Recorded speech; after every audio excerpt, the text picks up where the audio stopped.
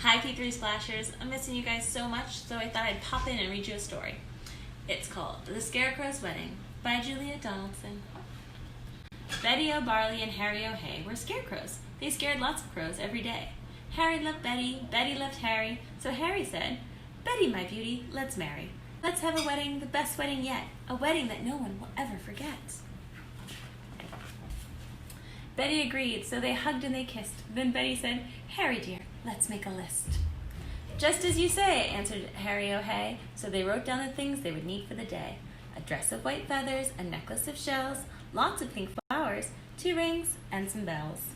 Then Harry gave Betty O'Barley his arm, and the scarecrow set off to hunt around the farm. They hadn't gone far when they spotted some geese. "Oh, geese, if you'll give us a feather apiece, you can come to our wedding, the best wedding yet, the wedding that no one will ever forget." They all honked the geese, and they each gave a feather. A spider friend offered to sew them together.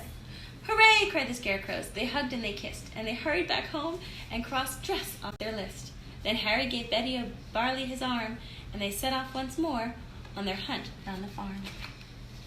They hadn't gone far when some cows gathered round, and the bells around their necks made the most wonderful sound. "Ring-a-ding-ding, ring-a-ding-ding, oh cows, will you please come and make your bells ring for our wonderful wedding, the best wedding yet, the wedding that no one will ever forget." "Yes," mooed the cows, "you can tinker our bells." Then a crab scuttled up with a necklace of shells. Some mice found 2 rings in a bin. They were quite certain the rings had belonged to an old farmhouse curtain. "Hooray!" cried the scarecrows. They hugged and they kissed. "Pink flowers are the only thing left on our list." Then Harry said, "Betty, dear, I can find those. Why don't I pick some while you have a doze?" Pink flowers, buzzed a big stripy bee. "I can find you a field of pink flowers. Follow me." So the bee led the way, and they traveled for hours till they came to a field of pink, pretty flowers. Harry stood thinking, "I won't pick them yet. I'll need to find water and keep their stalks wet." "Just follow me," croaked up a lumpy old toad. "There's a lovely wet pool at the top of this road." They climbed up the road. It was terribly steep. "I'm tired," said the toad, so they stopped for a sleep. Early next morning they came to a pool. "This water," said Harry, "it's beautifully cool, but now I need something to carry it in, a jug or a vase or a cup or a tin." "I think I can help," said a small squirrely snail. "I can show you the way to a very fine pail." So the snail and the scarecrow set off on their way, but the snail was so slow, it took more than a day. Betty was worried. What happened to Harry? Where is the scarecrow I'm planning to marry?" The farmer came by with a frown on his face, and he made a new scarecrow to take Harry's place.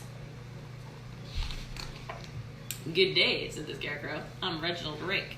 He took Betty's hand and gave it a shake. Together, he told her, "We'd make a fine pair. You're really quite pretty, apart from your hair." Then he jumped in the tractor and told her, "Hop in. I'm a really fast driver. Let's go for a spin." But Betty said, "No, I must wait here for Harry. He is the scarecrow I'm going to marry. We're planning a wedding, the best wedding yet, the wedding that no one will ever forget." Reginald laughed. "He'll be waiting forever. Forget about Harry. I bet he's not even clever." "I must be the cleverest scarecrow alive. I can sing lots of songs. I can dance. I can drive. I'm dashing. I'm daring. I'm cool as can be. I can even blow smoke rings. Just watch me and see." And he took out a big fat cigar from a packet the farmer had foolishly left in his jacket. "But smoking is bad for you," Betty exclaimed. "Really, you ought to be feeling ashamed." "Don't be a fusspot," said Reginald Rake. "My smoking rings are staggering, make no mistake." He struck up a light and he tried hard to smoke, but straight away he started to sputter and choke. What happened next was completely unplanned. The lit cigar tumbled out of his hand. It fell to the ground and it started a fire. Betty screamed, "Help!" as the flames flickered higher. But Reginald Rake said, "I'd better be off," and he bounded away with a terrible cough. Then suddenly, who should appear on the farm but Harry O'Hay with a pail in his arm.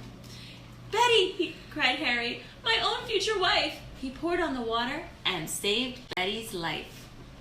Then they picked up the flowers, they hugged and they kissed, And they said, now that's everything crossed off the list.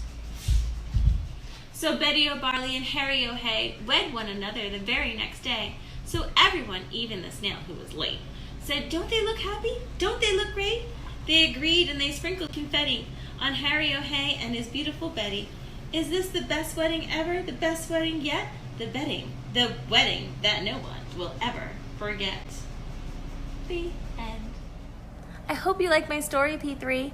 Now what I need you to do is get out your reader's notebooks, write in the title, The Scarecrow's Wedding, the author, Julia Donaldson, and tell me what you thought about that book. Okay, give me a summary. What happened in the beginning? What was the whole story about? Tell me the middle and the ending. I look forward to reading them. Bye, guys.